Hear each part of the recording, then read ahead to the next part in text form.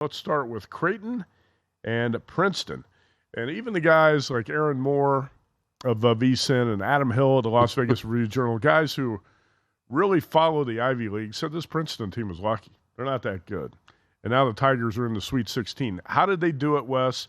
How did Princeton do it as a 15 seed, first taking down Arizona in the first round? To defend our friends Aaron Moore and Adam Hill a little bit, they're not necessarily wrong because Princeton, look, in the regular season finale, they had to rally and got lucky to beat Penn at home, then won in overtime. Had to do it again in the second half as well, did Princeton. We're down against Penn. I think we're down a couple with about 6 minutes left to go. And then, look, they've just controlled the tempo. Arizona didn't even look like they could run offense in the final 10 minutes of the second half. And then it was pretty much wire to wire. I think they trailed once. They trailed once against Missouri on Saturday. So the biggest line on the board in the Sweet 16 at DraftKings, Blue Jays 9.5-point favorites. At Circa here, it's 10, and Princeton's still not getting a lot of respect. But I know you like this Creighton team a lot, and Doug McDermott's done a hell of a job here. Lou Finicaro of VSiN texted me yesterday morning and said, "Who do you like in this game?" I said, he's an Omaha guy. I said, go with the Omaha Blue Jays. I like him in the matchup yesterday. And I know, Wes, you liked Creighton to go to the Final Four. I watched the Blue Jays out in the Maui Invitational in November, and I thought, wow, this team's impressive. They got all the pieces they need to be a Final Four type of team, and here they are on the precipice of it in the Sweet 16. 10-point favorites against a Princeton team that's, I think, deserves a little respect for what they've done here in the first two rounds. And Mitch Henderson, pretty good coach. Yeah, the man from Culver Military Academy. I played against him in high school. Notre Dame, should at least reach out to him, I think. But hearing rumors that it might be Micah Shrewsbury that they are targeting. So, good reason why. And it certainly had a very good season. But, yeah, you look at what Creighton did. This is a team that has been like a defensive team all season. They've been the best defensive team in the Big East. They haven't been that dynamic offensive juggernaut that they have been, but they were last night against Baylor. Now, to be fair, Baylor's defense has been garbage all season.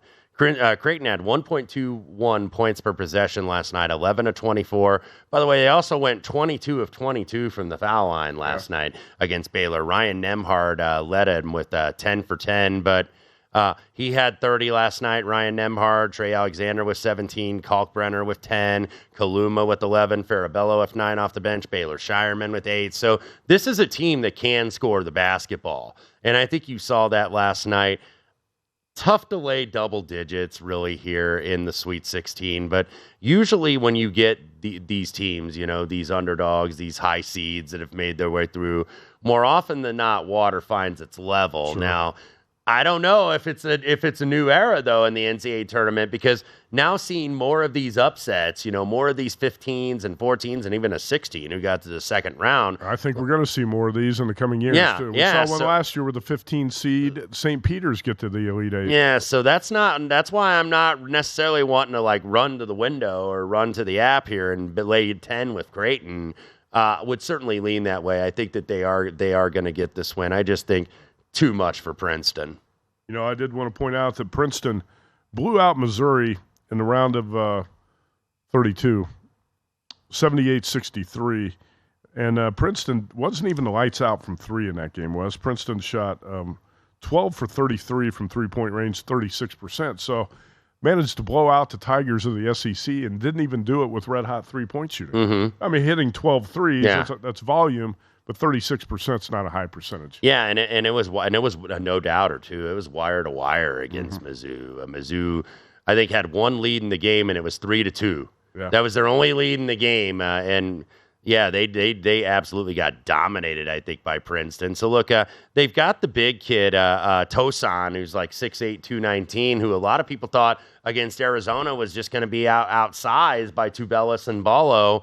They had more stats, but he was so vital, I think, defensively, and, made Arizona have to respect him and let the other guys open. Visit VSiN.com to get current odds, listen for free, find showtimes, and download VSiN sports betting podcasts.